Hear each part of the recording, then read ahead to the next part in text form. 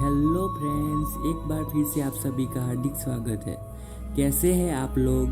और आप सभी को दीपावली के त्यौहार की शुभकामनाएं। आज इस एपिसोड में हम बताने जा रहे हैं काली चौदस का महत्व क्या है। ऐसे ही रोचक वीडियो देखने के लिए हमारे चैनल मिस्टीरियस हट को सब्सक्राइब नहीं किया तो सब्सक्राइब कीजिए और लाइक और शेयर करना न भूलिए।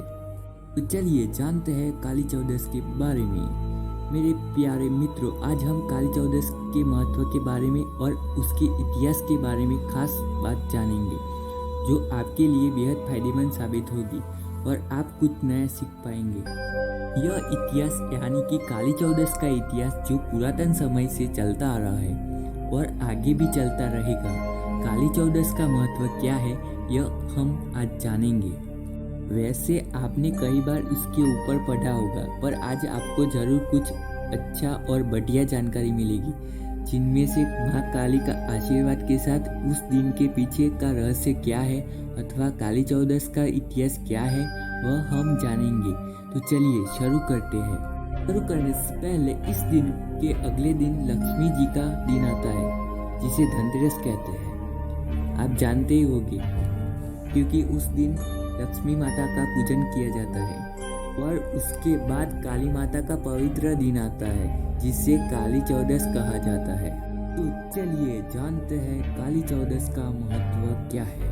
काली चौदस के बारे में कुछ रोचक और खास बातें इस दिन यानी कि काली चौथ अथवा जिस नरक चतुर्दशी भी कहा जाता है। यहाँ पर हम देखें तो काली चौदस का महत्व क्या है।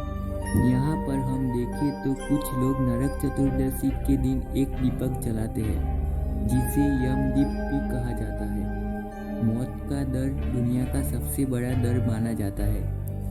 कोई नहीं जानता कि अकाल मृत्यु क्यों मनुष्य की नियत में लिखी जाती है, लेकिन उसके डर को दूर किया जा सकता है। काली चौदस को छोटी दिवाली भी कहा जाता है। उस दिन घर का नरक यानी कि गंदगी दूर होती है। उस दिन घर की अव्यवस्था को दूर करने की प्रथा भी है। अव्यवस्था से छुटकारा पाने के लिए गृहिणी घर के निकटतम चकला में जाती है। घर से 4 सड़कों पर थाली और वेलन बजाती है और वहाँ एक दीपक जलाती है। ऐसा कहा जाता है कि ऐसा करने से घर में कभी झगड़ा नहीं होता है। काली चौदस का इतिहास क्या है, हम काली चौदस के बारे में जानेंगे और उसके महत्व और उसके पीछे का इतिहास भी देखेंगे। वैसे दीपावली का पश्चिमी रूप काली चौदस है, मतलब कि काली यानी कि काली माँ और चौदस यानी कि चंद्रमा 14 चरण। हम जानते हैं कि उसकी उत्पत्ति फसल उत्सव में होती है, क्योंकि फसल से नए अनाज आमतौर पर प्रसाद के रूप में तैयार किए जाते हैं और कुला देवता को जिस कुला वंश और परिवार के देवता के रूप में जाना जाता है, इसलिए फसल के दाने में बाजार में ताजे तौर पर उपलब्ध है, जिसकी रखवाली यह देवता करते हैं। हर कोई कुछ धन दौलत या खरीदने या बेचने का काम, इसलिए अगले दिन को लक्ष्मी के त्यौहार के रूप में मनाया जाता है। उसके बाद काली चौदस का दिन आता है और यह देवी काली के साथ दृढ़ता से जुड़ा हुआ है और उस दिन को लक्ष्मी के साथ काली माँ का त्यौहार माना जाता है। उसके विपरीत पूर्वी भारत में जहाँ दिवाली अथवा दीपावली की अगली रात को महाकाल रात्रि मतलब कि महा जिसे महान माना जाता है और काला से अंधकार कहते हैं। यहाँ देखें तो अंधकार के रूप में जीवन को महाकाली हर लेती है और हमारे जीवन में प्रकाशित प्रज्वलित करती है, इसलिए काली रूप में जाना जाता है और इसी काली पूजा के रूप में मनाया जाता है। दूसरी जगह जैसे कि बंगाल, मिथिला, उत्तर बिहार और उड़ीसा के कुछ हिस्सों और असम के कुछ स्थानों पर ऐसे ही मनाने का 10 दिन का त्यौहार होता है। सब लोग खुशी से देवी माँ की पूजा और अर्चना करते हैं। साथ में दीपावली के दिन श्रावकों द्वारा किया जाने वाला एक शुभ अवसर है, जहाँ शाक्त आस्था के अनुसार महाकाली आकाशीय माँ असुरों का वध करने के लिए 10-12 महाविद्या के रूप अवतार लेती है। उससे पहले आप दिवाली के बारे में यह भी यहाँ से जान ले कि दिवाली क्या है और उससे क्यों मनाया जाता है। क्योंकि काली चौदस के बाद दीपावली का पवित्र दिन है, तो मूल बात को आगे बढ़ाते हैं। तो 10 महाविद्याओं में से प्रत्येक के पास एक वर्ष की तिथि के अनुसार अवतार का दिन है, जिनमें से अंतिम 10वीं महाविद्या कमलामिका कृतिका अमावस्या पर उनका अवतार दिवस है, जो दीपावली के उस दिन से मेल खाती है। इसलिए शक्तिवाद में यह मूल रूप कमलामिका जयंती के रूप में भी जाना जाता है। उसके साथ एक मजेदार तथ्य भी दिखने को मिलता है। कमलामिका कोई और नहीं पर महालक्ष्मी का तांत्रिक रूप है।